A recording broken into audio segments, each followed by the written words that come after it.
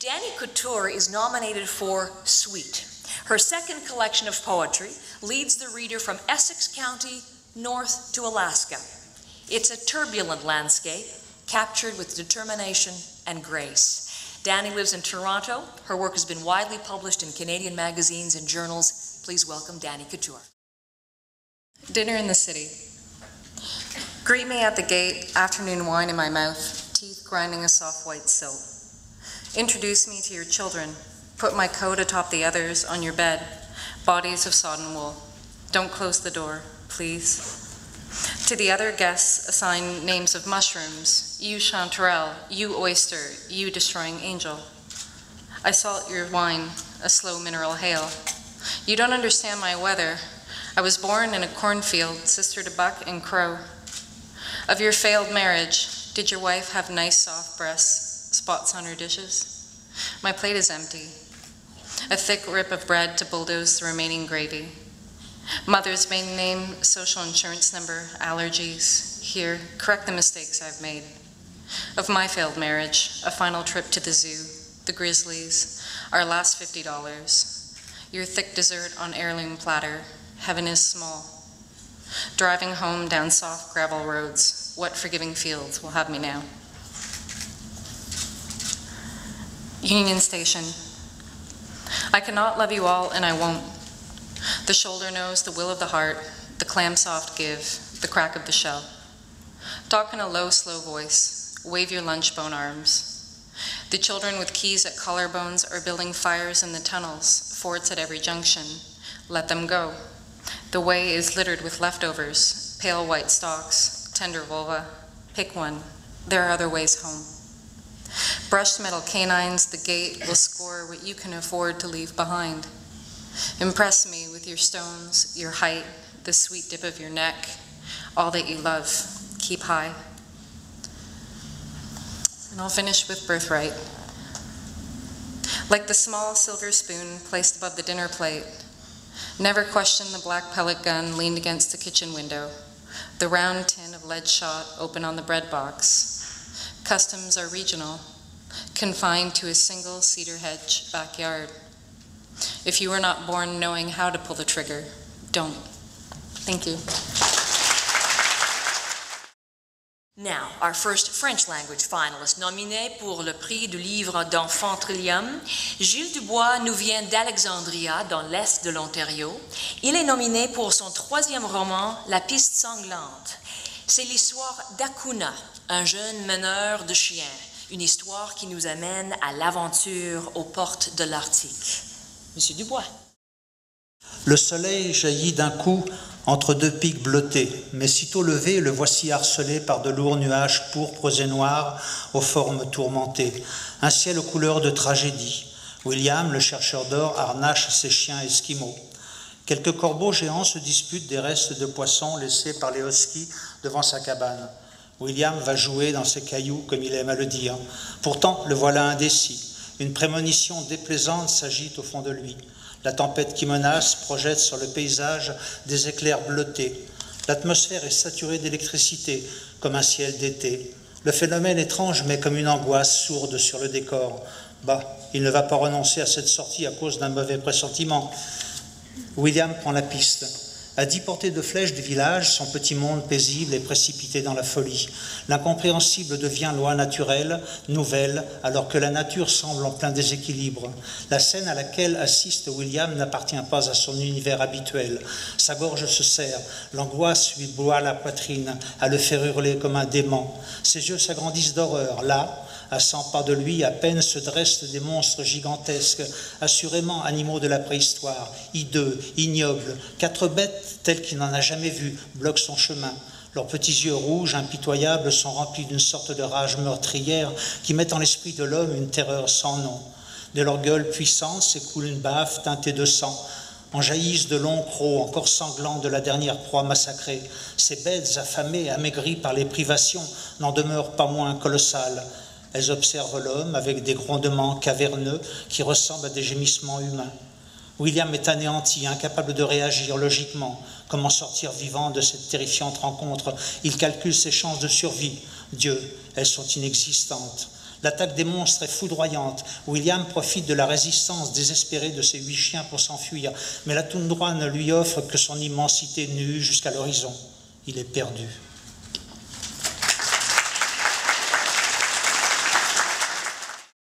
Jeff Letosik is an award-winning poet and a teacher at Humber College. Tiny, Frantic, Stronger is his first book of poetry. In it, he looks at fundamental questions. What endures? What lasts beyond the here and now? Please welcome Jeff Letosik. Cockroach Elegy. Who came like a rumor of gold, who burrowed through shelving, drywall, plaster, and hung their hats on what had rotted, who made a palace of the cracks and things, whose sun was the absence of sun, whose bank was crumbs and balances, who got stomped on, smashed, stubbed out, sheared, poisoned, halved, whose bodies twitched on kitchen tiles like speedometers, whose mind was an old-time music box, whose hunger was 50 children playing soccer on an unmarked field, who gave birth like a machine gun firing, whose lineage took the long train from the Cretaceous, who continues scurrying away from us, tiny, frantic, stronger. On appreciating space exploration. Press your hands against the ceiling. Notice how hot they become there on the border of home and sky that rolls like water pushing its way through a hairline crack. Step down slowly, break a window, or unravel a roll of film, then try to stuff it all back in the roll. Develop. Spend a moment pondering this statement, that the road should be built in this direction or that direction is an equally preposterous notion. Mary Young. Acquire an appreciation of orbit by making the same mistake over again until it feels new, like an old shirt whose sleeves you roll up. Try to wear that shirt around your legs. Try to fit your arms around a full-grown oak. Throw a fistful of marbles across a field. Try to get inside of a shoebox. Fall off something. Thanks. Notre deuxième nominée pour le prix du livre d'enfant Trillium, Sylvie Frigon. Professeure à l'université, écrivaine des histoires, Sylvie nous offre l'histoire d'Ariane, une petite fille qui garde un secret trop lourd à propos de sa mère. Sylvie. Je tiens M. B très fort dans mes bras en entrant dans la prison. Ils l'ont passé dans le détecteur de métal. C'était quand même drôle. La prison est grise, les murs de ciment sont aussi gris et froids. Les corridors sont tellement longs. Les fenêtres ont des barreaux. L'odeur m'irrite les narines. Il y a des gardiennes qui ont l'air sévères et qui sont méchantes avec ma mère. Je voudrais les mordre, mais je viens de perdre une autre dent et j'ai un immense trou dans ma gencive. La fée des dents n'est pas venue cette fois-ci. Fanfan me dit que je suis trop grande maintenant. Des fois, j'aimerais rester petite. Comme d'habitude, j'attends ma mère au parloir. Je suis assise toute seule. Je parle à M. B pendant que Fanfan remplit des papiers pour la visite. Il y a des gardiennes gentilles qui me reconnaissent et me disent que j'ai bien grandi. Les adultes disent toujours ça, très original. Je chuchote à l'oreille de M. B. « Ah, ça pue ici! » Maman entre dans la salle. Elle n'a pas l'air en forme, mais elle fait semblant que tout va bien. Ses yeux sont cernés, ses cheveux sont un peu mêlés, ses vêtements vraiment pas cool. « Allô, ma puce, dit-elle en m'embrassant. « Ah, t'es rendue vraiment grande. Encore ça? » Fanfan est entrée, mais attend encore un peu avant de s'approcher de nous pour nous laisser le temps de parler toute seule. « Ça va bien, l'école? » J'avais déjà deviné cette première question. C'est toujours la même. Je hoche la tête pour faire signe que oui. J'aurais aimé lui parler de mes devoirs, de mes problèmes en calcul mental, de Camille, de la pièce de théâtre qu'on a vue la semaine dernière à l'école. Ma mère n'est jamais là pour partager ces moments et je dois tout faire sans elle, comme une grande, comme disent les adultes. Fanfan, ma tante, elle, est toujours là. Des fois, je souhaite secrètement que ce soit elle, ma mère. Mais je sais que c'est pas bien et que je me sens coupable juste d'y penser. Après les câlins, on parle un peu, de pas grand-chose, même si on aurait beaucoup de petits problèmes à se raconter, de belles histoires à se dire, maman et moi. Monsieur B a l'air perdu et je le serre très fort, ça me fait du bien.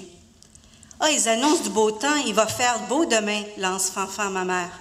On parle de choses stupides des fois, comme si les vraies choses étaient tabous. J'ai entendu ce mot-là, ça veut dire interdit. J'ai hâte de partir d'ici, même si je suis triste de laisser maman toute seule. Mais depuis que je sais qu'elle ne mange pas juste du pain et de l'eau, j'ai un peu moins de peine. Pendant que ma mère et ma tante parlent ensemble, je regarde autour.